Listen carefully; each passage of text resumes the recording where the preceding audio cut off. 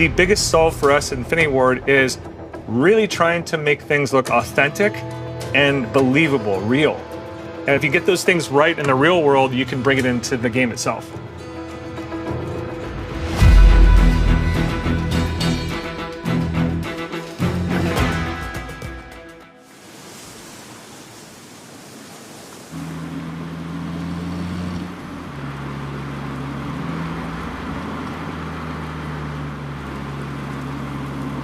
Ever since I was a kid, we didn't have a whole lot of money for toys and stuff like that. And so I made my toys sometimes. I would make toys out of plywood and stuff when I was getting older. I was heavy into model making because I loved Star Wars. And so I just grew up with a fascination of model making, kit bashing, and all this other stuff. And I do better when I have some physical thing in front of me to build from, and I can look at it and twist it in the light and things like that.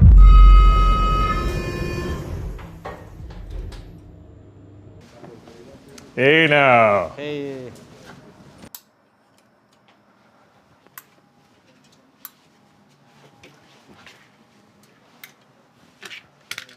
Yeah, there he goes. We build a lot of live action suits and all these builds and stuff. Ghost is one of them, and this is the appliance that we'll use. It's a foam appliance, easy to work with.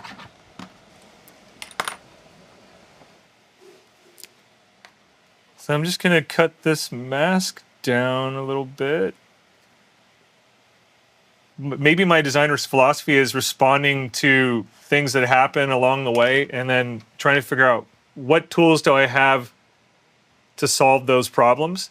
But when we're doing stuff like this, it needs to be like visually consistent with modern warfare. So that means as real as you can make it. And I think that's really why it's important to not just draw this stuff, but build it for real. When you're working on an iconic character, you don't know it yet. When I did the original Ghost concept, it was done in maybe under 2 hours. I want to say it was just 3 sketches. I had an idea from design, and I had no idea that this character would be, you know, an icon of the Modern Warfare franchise and, like, you know, the face of a lot of this stuff. Sometimes I'll just start with a sketch and we'll go from there. These were some early looks for Ghost. A few of us felt strongly that we wanted to pay an homage to the original Ghost. I think people that played those games back at that time know and love, and I think that's a look that might be new to players that are just starting to see Ghost that way also. So there's something for everybody. We had a lot of research with special forces starting back in World War II, and they would customize their gear. So I see Ghost as kind of an evolution of the craftsmanship that special forces people and even you know, military in general, they modify their stuff for a purpose. They're doing the same stuff, only the stakes are higher. I wanted to build them as a wearable live action suit. So I've been getting some people that wear the suits. I have to kind of think about ergonomics, and because of that, it has those ergonomics built into it. That dictated the way the mask actually ended up looking. Because I built it physically, there's some stuff that actually makes sense. That's the best part about going from a sketch to, you know, some type of concept like this to actually physically building it. What I'm really excited about with the Vault Edition is that this version of Ghost becomes very special after the events of Modern Warfare 4. So that really is why I think it was important to take so much time and effort to realize this character and build this character out. His presence in this part of DMZ really represents a next step into, you know, what I would consider like new places to go in Modern Warfare. Even their blueprints tie back to, there's some meaning in it and context and how it fits into the world of DMZ. So I am really excited about that. I'm super excited to see what people think about this when it's released.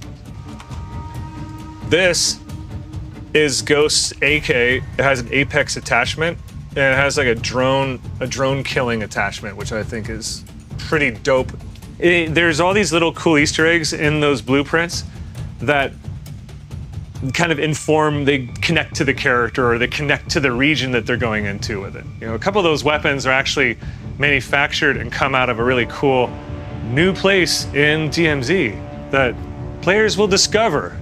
The Vault Edition's kind of packed with some good goodies in there. I think people will enjoy it.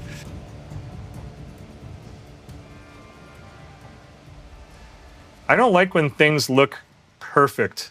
They feel digital and fabricated and unrealistic to me. So this mask is asymmetrical. I did my best when I sculpted it to make it symmetrical, but real things in the real world they're asymmetrical. They don't line up perfectly. It's very human.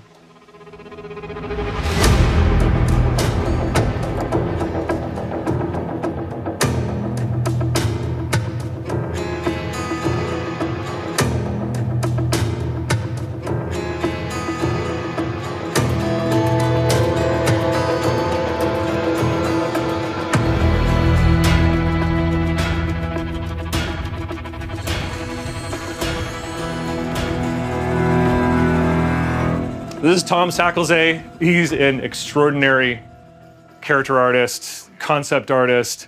And you want to talk about iconic characters. I think Tom is responsible for some of the, some really iconic characters in the Modern Warfare franchise. Like this character, like Joel just built the mask. He gave me the mask. I took a photo of it, put it on a body, passed it back to Joel. He worked on it. We do a lot of collaboration. Send it to the character team. They start to model it. We go back. We do some tweaks.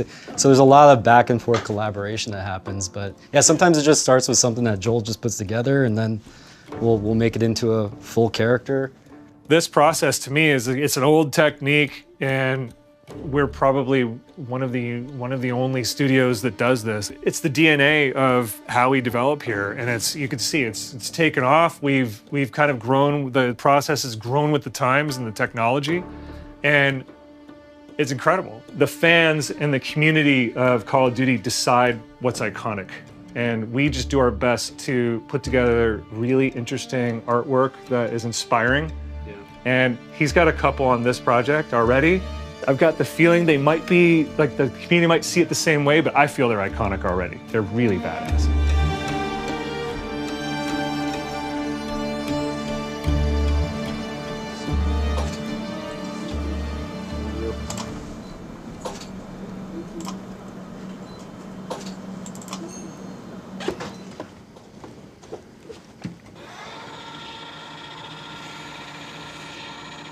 This version of Ghost is actually really difficult to build, and it's all bespoke. So it's a one-of-a-kind build. There aren't any more of these in the world. This is it.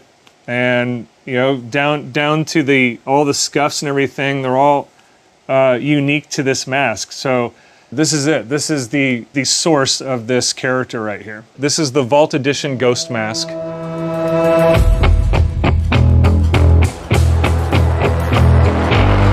I thought it'd be funny if there's this moment in the story where Ghost kind of comes out of the forest. He's kind of walking at you through the forest, and he's got his head down or something, and he walks up and he puts his hand on his face and pulls his mask off, like, tss, and all this gas comes out. And you're like, what? Is he gonna show his... Oh no, it's just another mask within a mask.